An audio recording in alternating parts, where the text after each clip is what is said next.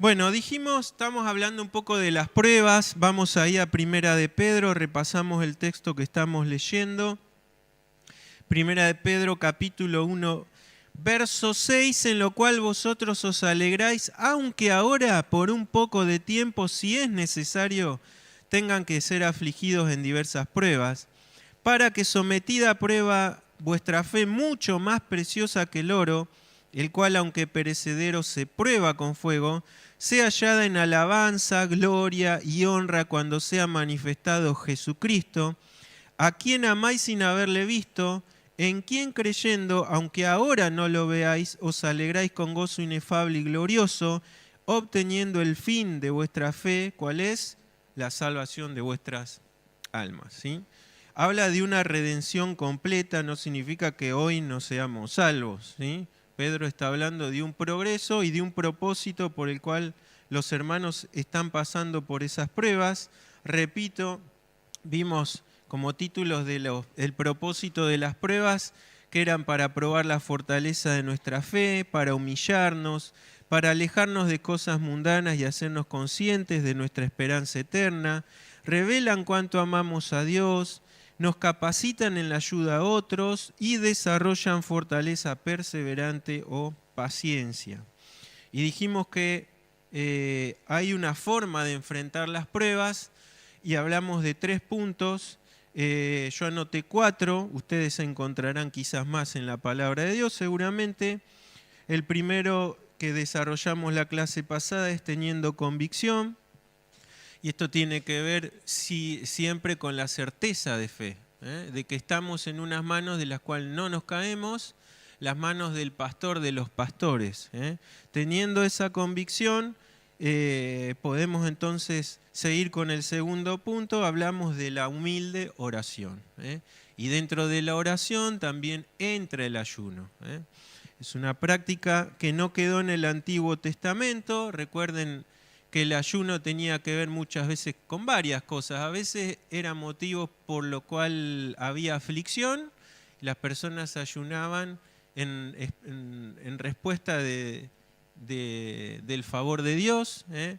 A veces, ¿se acuerdan David cuando el profeta le dice que iba a haber un juicio? ¿Qué hace David? Ayuna y se postra en oración un tiempo. ¿Y qué clamaba David? ¿Se acuerdan? Que ese hijo no muera, ¿no? Y clamaba por perdón. ¿Hasta qué? Hasta que el hijo muere. ¿Y qué hace David? Se levanta y sigue, ¿no? ¿Por qué? Porque Dios había hecho lo que había dicho. El ayuno o la oración, dijimos, no es para torcerle la mano a Dios. Si alguien ayuna no es para, bueno, voy a ayunar así Dios cumple o me cumple lo que yo le pido. ¿Tá? No tiene que ver con eso. Y recuerden que igual estos dos instrumentos que uno entre comillas dice que son poderosos porque es la comunicación con nuestro Padre, pueden ser también malintencionados. Y en esto vemos a los fariseos, quienes mostraban su justicia porque oraban más que otros y ayunaban más que otros. Sin embargo, Jesús, ¿qué dijo? ¿Valoró esa práctica que hacían? No. Las prácticas por sí mismas no son meritorias delante de Dios. No quiera sumar puntos porque, Señor, yo, como el fariseo, ¿se acuerdan? Te agradezco porque no soy como este. Yo oro más que este, yo ayuno más que este, yo llego más temprano que este, ¿no? Ese salió, dice, oró a sí mismo. El que se humilló y dijo, ten misericordia, favor de mí, que soy un pecador, ese, dice Jesús, salió justificado. Así que, oración y ayuno, sí, pero como dijo Jesús, entra a tu habitación, cerrá la puerta, que sea una intimidad con el Señor. No estés mostrando a nadie lo que vos hacés con Dios, porque Dios te va a bendecir. El ayuno también no queda ahí, dijimos, pasa a la iglesia primitiva en el primer siglo. Los discípulos de Jesús, quiero decirles, no ayunaban. Y eso le reprochan. ¿Y qué les dijo Jesús? Mientras el novio está, ¿se acuerdan? Pero cuando el novio se vaya, van a ayunar. Y eso hicieron. Los discípulos tenían la práctica también de ayunar. En la iglesia las autoridades ayunaban, ¿se acuerdan? Cuando el Espíritu Santo elige a Pablo para el viaje y a Bernabé, ¿qué hacen las autoridades? Oran y ayunan y el Espíritu se revela y dicen, denle la diestra porque esta es mi decisión, van ellos a viajar, ¿sí? Y vemos a lo largo de esta iglesia primitiva que el ayuno no había sido una práctica antigua, sino que se conservaba, ¿sí? A lo largo del tiempo nosotros entendemos que se llama ayuno porque se abstenían de ¿qué? De comer, ¿no? A lo largo del tiempo vemos que hay otras cosas que ocupan más nuestra mente.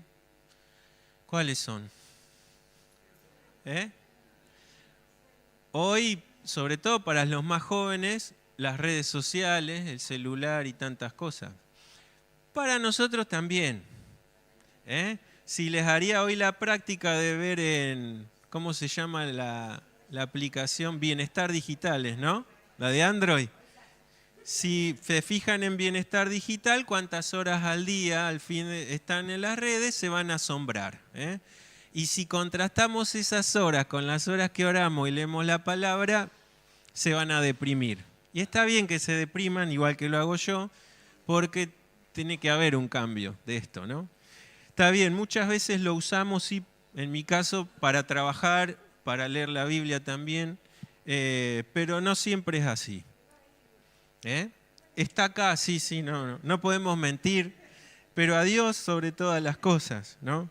Entonces, hoy podemos decir que el ayuno, y bueno, separa un tiempo, apagalo y concentrate en orar al Señor, en alabar su nombre, no mandando una lista como en el supermercado, le hacemos la lista de peticiones al Señor, no como un fax al cielo, no, dice con acciones de gracia.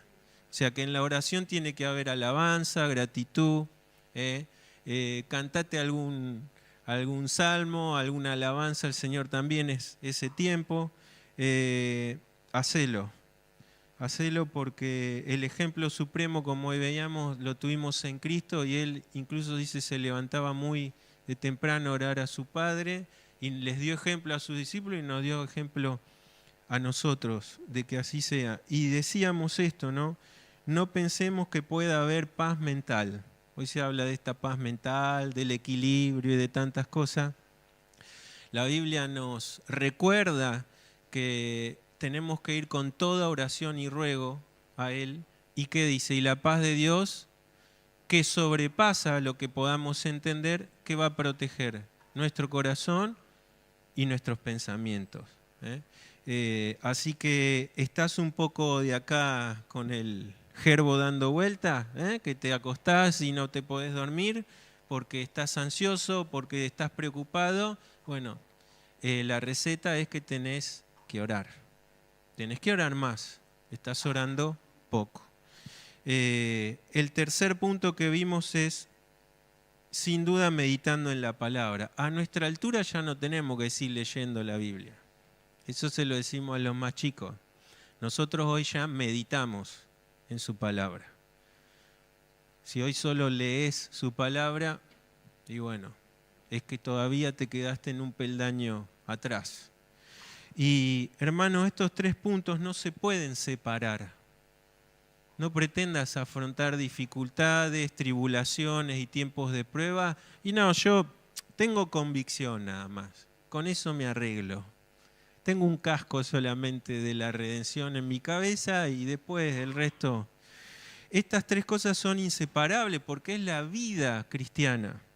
Alguien graficaba la vida cristiana como una mesa con 4 patas, ¿se acuerdan? En esas 4 patas que está la oración, ¿qué más? La meditación, el estudio de la palabra, ¿qué más? La comunión y el servicio, ¿sí? ¿Escucharon o no? Están ahí. Oración, meditación de la palabra, comunión y servicio, ¿sí? Ustedes me podrán decir, bueno, hay muchas más cosas, ¿no? Del amor y tantas cosas, pero uno podría resumir quizás la vida cristiana como el sostén de una mesa en esas 4 en esas 4 cosas, ¿no? Y en enfrentar las pruebas, si no tenemos esto, no tenemos nada. ¿Con qué llenamos nuestra cabeza, no? ¿Los libros son buenos? ¿Qué les parece a ustedes?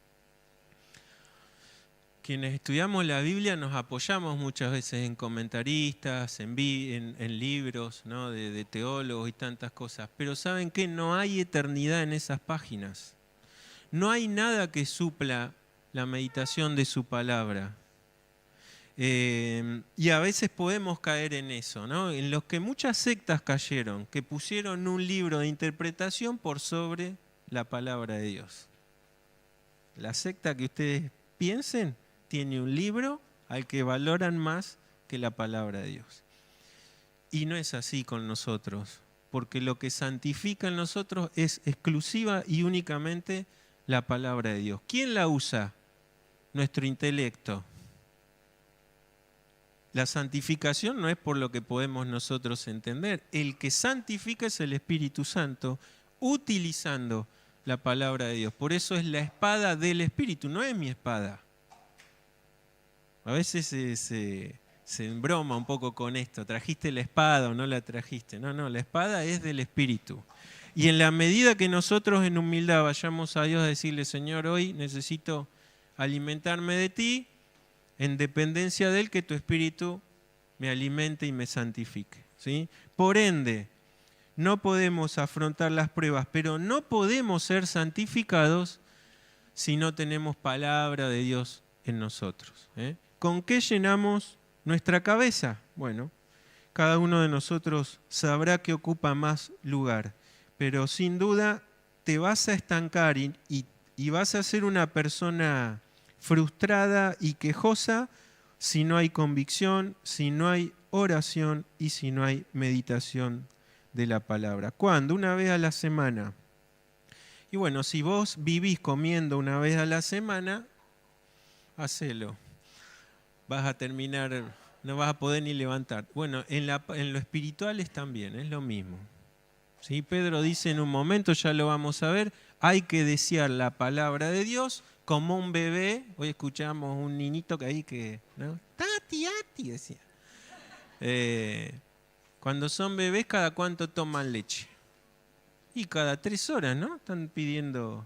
Ya después cuando crecen empiezan a comer más sólido. Pero el apóstol grafica esto. El deseo de nosotros es como un bebé, desear la palabra. Que así sea, ¿no? Y que le pidamos al Señor que podamos tener este deseo siempre de meditar en su palabra. Pensaba un poco, pero no me quería ir por las ramas, que era también cuáles son las cosas que impiden que nosotros tengamos esto. Cada uno tendrá cosas personales y podrá decirme, por ejemplo, hoy día no tengo tiempo. No es como la excusa válida para todo, ¿no? El segundo podría decir, estoy cansado, también, ¿no? Claro, ¿no? Tengo tantas cosas que hacer. Ahora, claro, pero ¿qué es lo que priorizamos? ¿En dónde ponemos la comunión con aquel que hoy recordamos que nos redimió? Que cuando llegó el tiempo, dice, no tuvo el ser igual a Dios como cosa a que aferrarse. Y vino a esta tierra, sufrió lo que tuvo que sufrir, murió en una cruz de vergüenza y nos redimió, ¿no? ¿Le querés conocer a Él? Y bueno, todos los días tenés que priorizar. En la vida, hoy se hablaba un poco del orden. El orden también en nuestras vidas es tener el orden de prioridades. ¿Cuál es nuestra prioridad? Así debe ser y por tanto se debe reflejar. Si el Señor es la prioridad, no puede ser el Señor es mi prioridad el sábado y el domingo o el domingo y el miércoles. 2 horas cuando vengo a la reunión. Y el resto se lo doy a la serie de Netflix que me comí de las 9 de la noche a la 1 de la mañana mirando Netflix o lo que sea, ¿no? Lo hago así práctico, ¿saben por qué? Porque estoy hablando de mí. Porque es lo que a mí me cuesta, es mi carne, ¿no? Y es con lo que yo lucho también y batallo todos los días. Y es con lo que le voy al Señor y siempre le pido, ayúdame, Señor, todos los días a poder tener un encuentro contigo y alimentarme.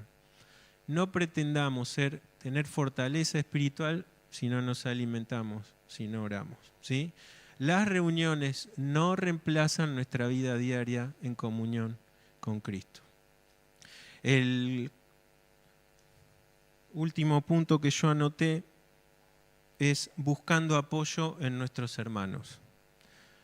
Soportamos las pruebas. Los 3 primeros son, eso no se puede sacar, no podés decir de esto me abstengo, no. Convicción, meditación de la palabra y oración es la vida.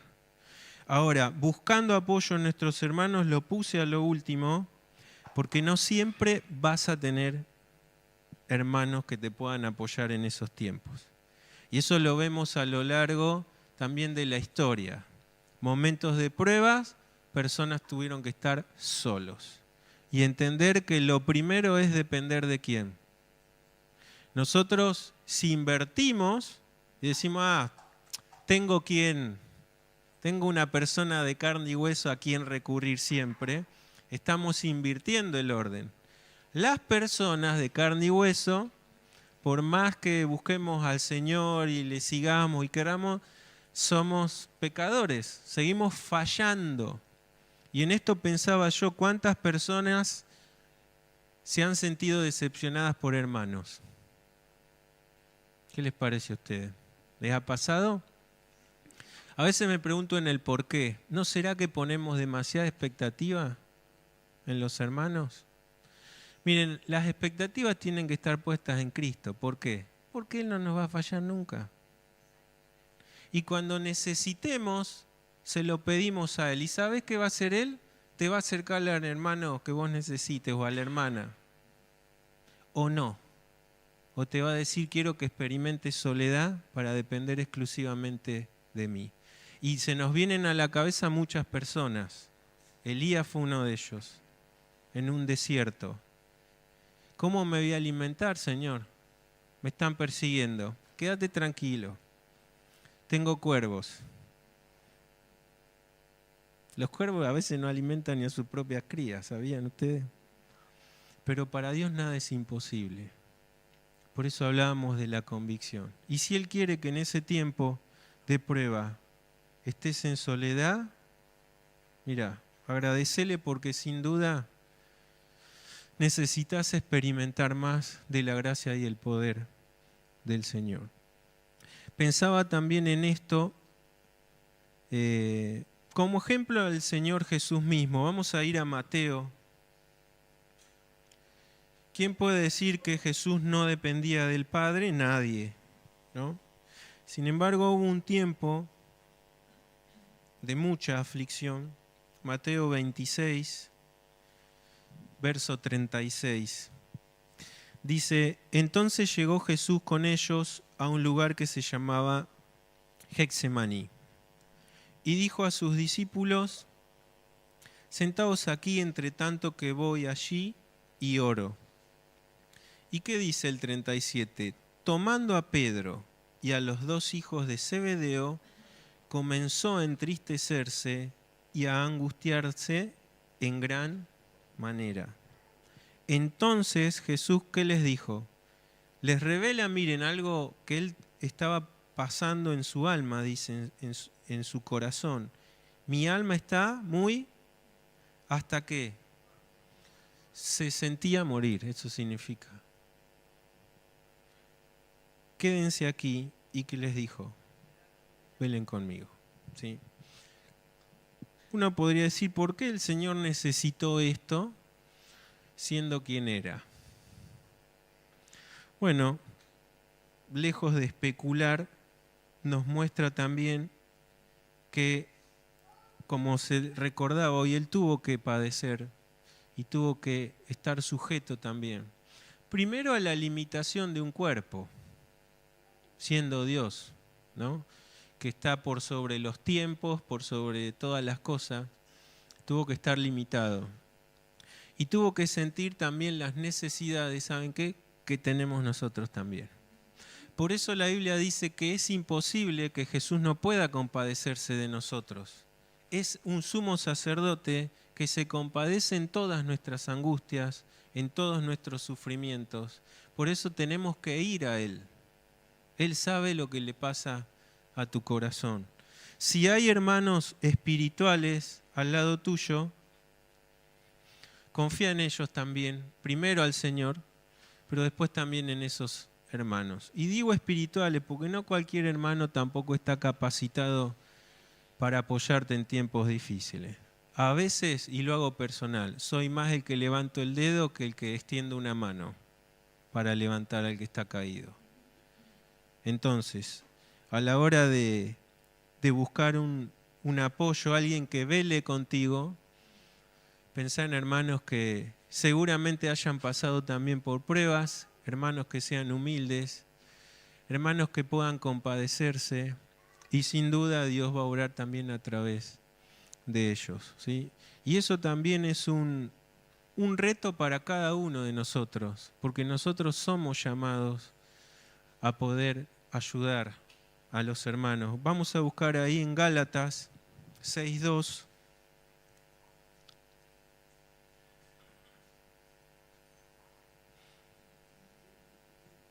Un texto que es conocido. Dice: sobrellevad los unos las cargas de los otros. Y hoy se hablaba de leyes, ¿no? ¿Qué dice? Y cumplan así que... ¿Cuál es la ley de Cristo? Básicamente el amor. Básica y esencialmente el amor. Sobrelleven los unos las cargas de los otros y cumplan así la ley de Cristo, la ley de amar. ¿Cómo se manifiesta el amor? Pedro más adelante va a decir que no sea fingido, sino que sea realmente verdadero, ¿no? ¿Y cómo se muestra? Bueno, en los tiempos de angustia, pensá en tu hermano, orá por tu hermano, mandale, hablamos de la palabra de Dios cuando la recibimos en el celular en esos tiempos, qué bien que hace. Y no podés ya tener excusa de que no tenés tiempo para eso, ¿no? Ahora, también les decía que invertir el orden es peligroso porque sin duda saben que en algún momento vamos a sentir decepciones de las personas a las que le tenemos puesto, como dicen los pibes, le pusiste mucha ficha, ¿no? Lo pusiste allá y hizo algo que después sentiste una decepción terrible. En algún momento, y a veces cuando más los necesitamos, también nuestros hermanos fallan y no están, ¿sí? Por eso es que este punto está a lo último y no es indispensable. Lo indispensable son los tres primeros. Y ejemplo de esto también lo tenemos, ¿saben quién? Un hermano que tenía muchas personas de confianza y colaboradores, que era Pablo. Pablo tenía hombres y mujeres muy fieles que colaboraban en su ministerio. Muchos de ellos hasta dieron su vida para protegerlo en tiempos de persecución. Y él, cuando uno lee las salutaciones, se da cuenta ahí de cuántas personas Dios puso alrededor también de Pablo. Pero Pablo también tuvo que experimentar soledad y saber que él tiene que depender primero de Cristo, ¿sí? Vamos a leer algunos textos. A ver, estoy hablando mucho yo y quiero escucharlos a ustedes. ¿Tienen la Biblia ahí? Vamos de este lado. ¿Tenés, Abel, ahí la Biblia? ¿Querés leer? Bueno, a ver, Santi. Te vas a buscar Colosenses 4:14. Abel, te vas a buscar Filemón 24. Manu, ¿tenés Biblia? Sí. Buscate 2 Timoteo 4:9 y 10. Y el otro texto, Alexa, ¿querés leer? Vas a buscar 2 Timoteo 4:16 al 18. Repito rápidamente: Colosenses 4:14, Filemón 24, 2 Timoteo 4:9 y 10 y 2 Timoteo 4:16 y 18. Vamos con Colosenses 4:14. Les manda saludos Lucas, el médico amado, y también Demas. Bien, en las cartas de la prisión encontramos ahí que tenemos a Colosenses y a Filemón, por ejemplo, ¿no? Recuerden ahí qué le está diciendo. Volví a leer. Santi. Los saluda, les mando saludos Lucas, el médico amado, y también Demas. Y demás. Bien. ¿Dónde estaba preso Pablo? ¿Qué? Ay, que muy bajito. ¿Los escucho? No. En Roma, perfecto. ¿Sí? Es el primer encarcelamiento en Roma. ¿Quién está con él ahí, que les manda saludos? ¿Y quién más? Demas. Bien. Filemón 24. Marcos, Aristarco, Demas y Lucas, mis colaboradores. Perfecto. Ahí nombra algunos más. Entre ellos, ¿quién está? Marcos, Aristarco, Qué Lucas. lindo nombre para Aristarco. Está Lucas. ¿Quién era Lucas? ¿Se acuerdan? ¿El médico amado? Era un médico con las limitaciones de la época, pero era un amigo y fiel colaborador de Pablo, ¿sí? Quien escribe Lucas y Hechos. ¿Y quién seguía con él? Demas. Segunda Timoteo 4, 9 y 10. Procura venir pronto a verme, porque Demas me ha desamparado, amando este mundo, y se ha ido a Tesalónica. Crescente fue a Galacia y Tito a Dalmacia. ¿Qué pasó con Demas?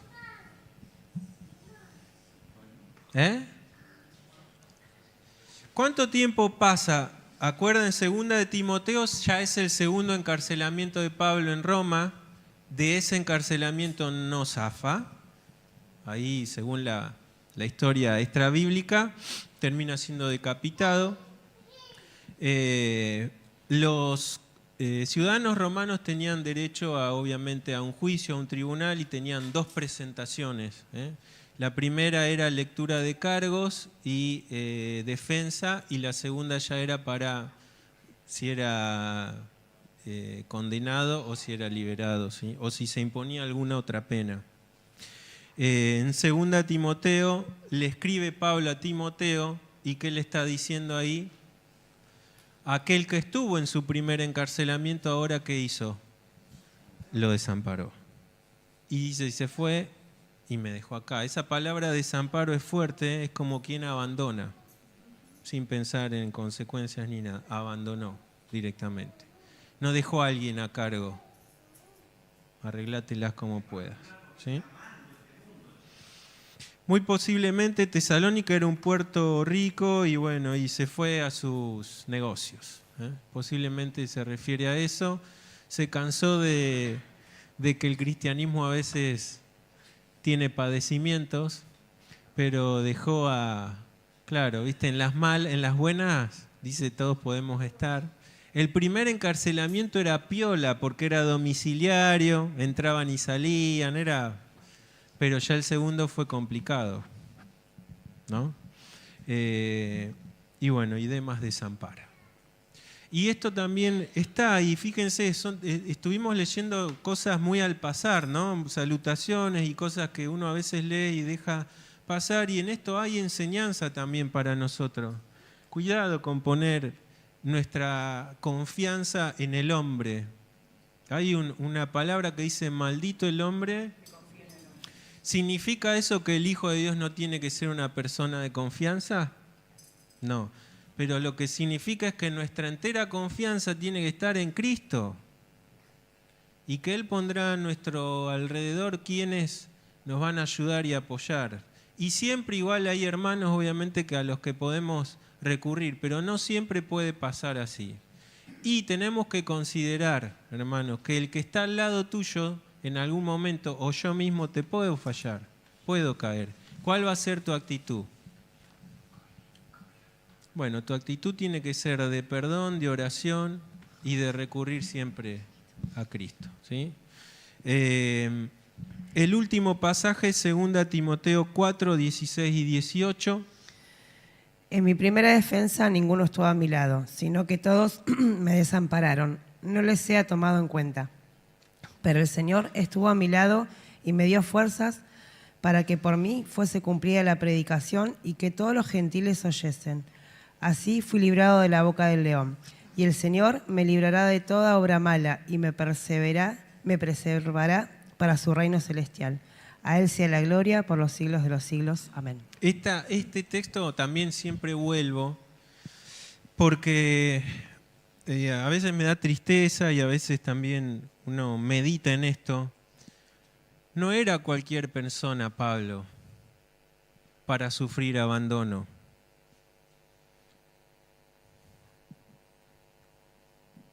Sin embargo, dice en mi primer defensa, ¿qué le pasó?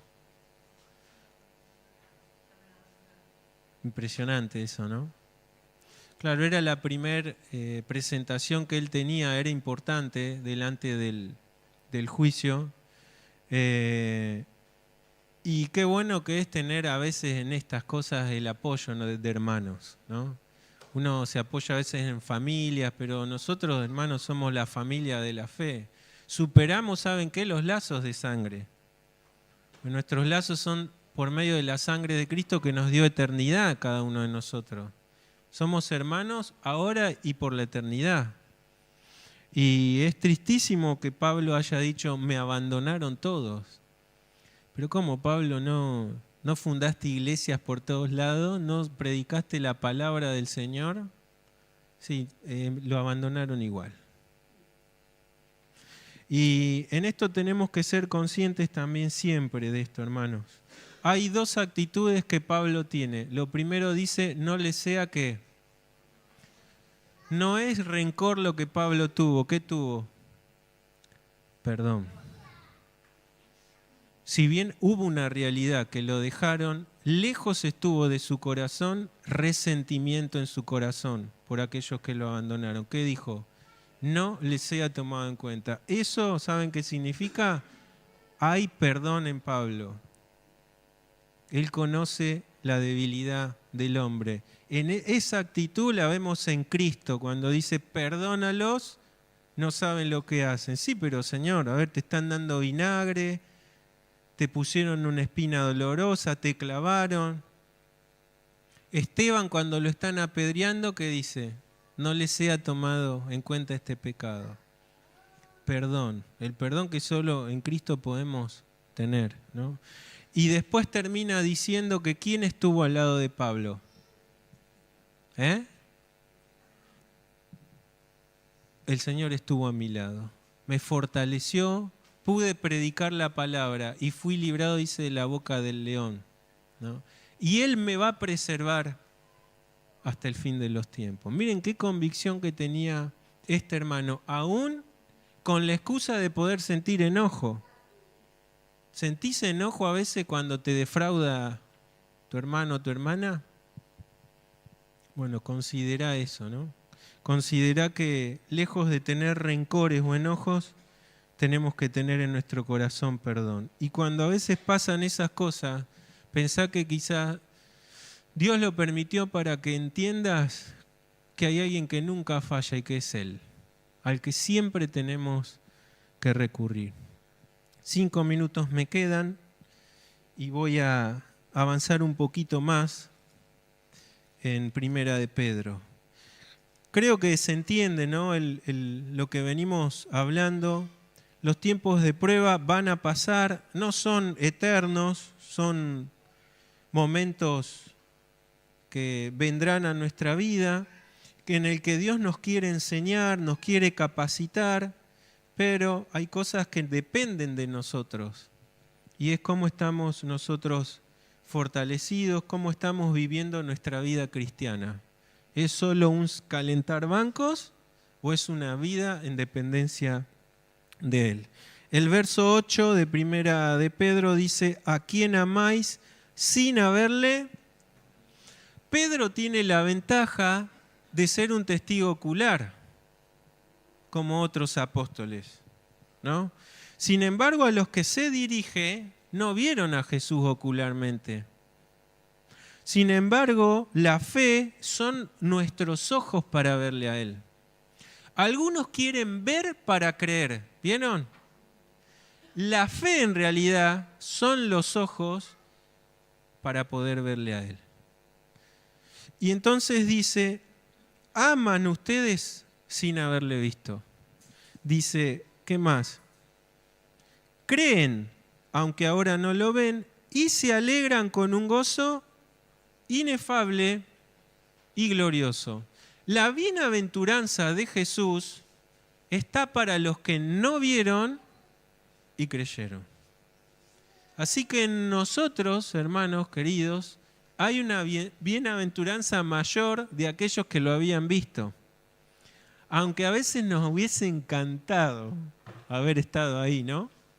Haber compartido con Jesús, haber estado en esa barca, haberle visto el ejemplo de su oración, de su relación con el Padre, los milagros, tantas cosas. Pero hermano, la fe, cuando crece en cada uno de nosotros, suplanta lo que nuestros ojos pueden ver. Y la fe es la capacidad para tener un, como dice acá, gozo inefable y glorioso. ¿Te gozás en Jesús? ¿O las cosas de esta vida opacan ese gozo? ¿Las preocupaciones opacan el gozo? Muchas veces tenemos que decir que sí. Que hay cosas que dejamos avanzar en nuestra mente, que ocupan más lugar, y que ese gozo de la redención, ese gozo de sabernos salvos, de saber que hay una comunión con Cristo, hermano, que tenemos a un simple cerrar de ojos e invocar su nombre, se nos pasa, se nos olvida. Y vienen las preocupaciones, las amarguras, las tristezas, la bronca, la ira y tantas cosas. Y perdemos de vista esto que Pedro dice acá. ¿Saben qué? Estos hermanos a los que Pedro se dirige estaban siendo perseguidos. Habían sido expulsados de sus casas, de sus tierras, de su parentela. Pero aún así la fe, como dice, más preciosa que el oro, purificada por medio de las pruebas, logra este gozo, se revalida, se mejora, se purifica el gozo para que sea inefable y glorioso. ¿Cuál es el fin? La salvación de nuestras almas. Miren, eso hablábamos esto, ¿no? ¿Cuánto el enemigo quiere traernos acá? Mantenernos acá, en la tierra, con todas las preocupaciones y todo lo que eso implica. El enemigo quiere que bajes tu vista y mires ahí. Que pierdas la perspectiva de lo que hay, de esa gracia mayor, de ese gozo glorioso que mira la redención futura, como hoy también se mencionaba, que Cristo prometió que va a volver. Y el enemigo quiere que te olvides de esa gracia futura para centrarte exclusivamente en todo lo que el mundo te da, en las peleas políticas. Cuánta tristeza me da, hermanos, postear siempre cosas de política, siempre enojados con el gobierno que sea, y jamás postean Jesús. Jesús es el Rey. Jesús es luz. Jesús es mi salvación. ¿Por qué? Porque el enemigo busca separarte de las cosas gloriosas.